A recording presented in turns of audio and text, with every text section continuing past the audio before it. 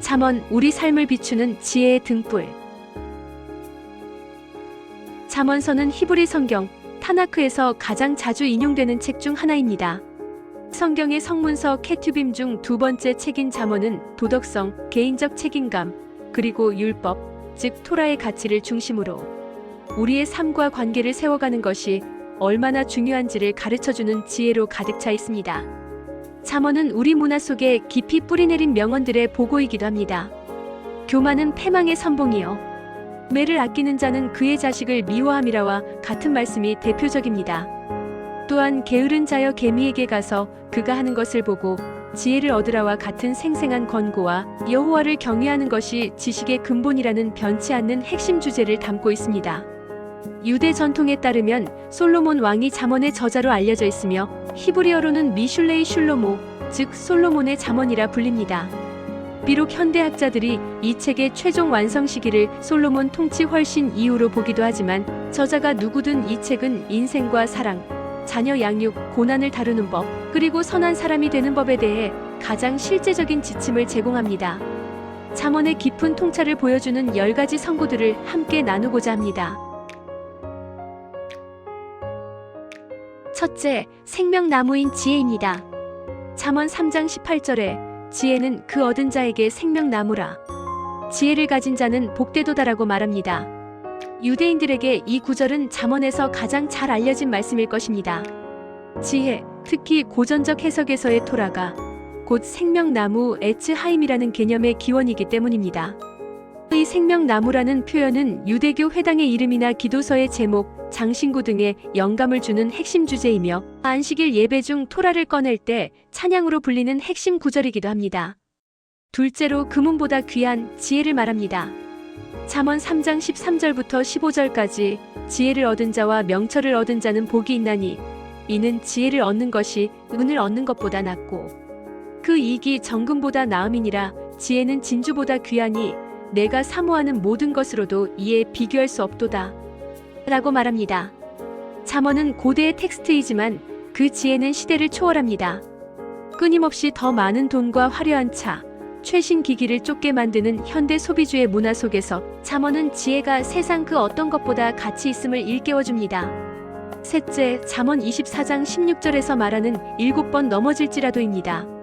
때저 의인은 7번 넘어질지라도 다시 일어나려니와 악인은 재앙으로 말미암아 엎드러지느니라. 성경에는 모세나 요셉 같은 위대한 지도자들조차 실수하고 고난을 겪었던 사례가 많습니다. 유대 문헌은 의인, 짜디기 되는 것이 무엇인지 끊임없이 논합니다. 잠언에 따르면 의로운 삶의 핵심은 실패하지 않는 것이 아니라 다시 일어서는 회복 탄력성과 결단력에 있습니다. 처음부터 모든 것을 완벽하게 해내는 사람은 아무도 없습니다. 넷째로, 잠언 27장 17절에서 철이 철을 날카롭게 하듯입니다. 철이 철을 날카롭게 하는 것 같이 사람이 그의 친구의 얼굴을 빛나게 하느니라.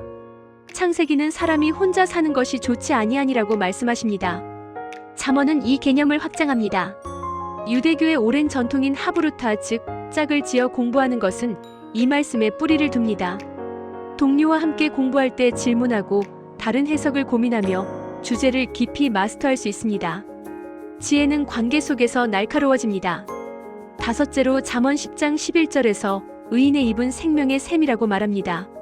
의인의 입은 생명의 샘이라도 악인의 입은 독을 머금었느니라. 의로운 사람은 행동뿐 아니라 말로도 증명됩니다. 잠언은 라숀하라, 악한 말을 엄격히 금합니다. 험담, 비방, 소문을 퍼뜨리는 일은 공동체를 해치지만 의인의 격려 섞인 말은 다른 이의 영혼을 살리는 생명의 샘이 됩니다. 여섯째, 잠언 12장 25절과 17장 22절에서 마음의 근심과 즐거움을 말합니다. 근심이 사람의 마음에 있으면 그것으로 번뇌하게 되나 선한 말은 그것을 즐겁게 하느니라. 마음의 즐거움은 양약이라도 심령의 근심은 뼈를 마르게 하느니라. 어려움 속에서도 기쁨을 추구하는 것은 신앙인의 본분입니다. 유대교의 공동체 중심적인 가치는 다른 이들의 슬픔을 함께 나누고 그들을 기쁨으로 이끄는 것을 중요하게 여깁니다. 누군가 힘들어할 때 격려의 말을 건네 그 마음의 기쁨을 되찾아주는 것은 측량할 수 없는 가치를 지닌 미츠바입니다. 7번째, 잠언 13장 16절에서 신중함의 가치를 말합니다. 무르슬기로운 자는 지식으로 행하거니와 미련한 자는 자기의 미련한 것을 나타내느니라. 이 구절은 우리가 행동하기 전에 항상 깊이 생각해야 함을 상기시킵니다. 때로는 다른 이의 어리석음을 억지로 드러내려 하기보다 스스로의 행실을 통해 자신이 누구인지 드러나게 하는 것이 더 낫습니다. 신중함은 의로운 자의 길입니다. 8번째로 잠언 21장 23절에서 입과 혀를 지키는 자에 대해 말합니다. 입과 혀를 지키는 자는 자기의 환난에서 보전하느니라. 말하기 전에 생각하라는 평범한 격언은 성경적 진리입니다. 말을 삼가는 것은 단순히 타인을 다치지 않게 하는 것을 넘어 나 자신을 불필요한 고난과 결과로부터 보호하는 길입니다. 우리의 말은 우리 자신의 안식처가 될 수도 감옥이 될 수도 있습니다. 9제로 잠언 17장 6절에서 부모와 자녀, 세대 간의 영광에 대해 말하고 있습니다. 손자는 노인의 면류관이요 아비는 자식의 영환이라. 신앙의 전수는 유대 신앙의 핵심입니다.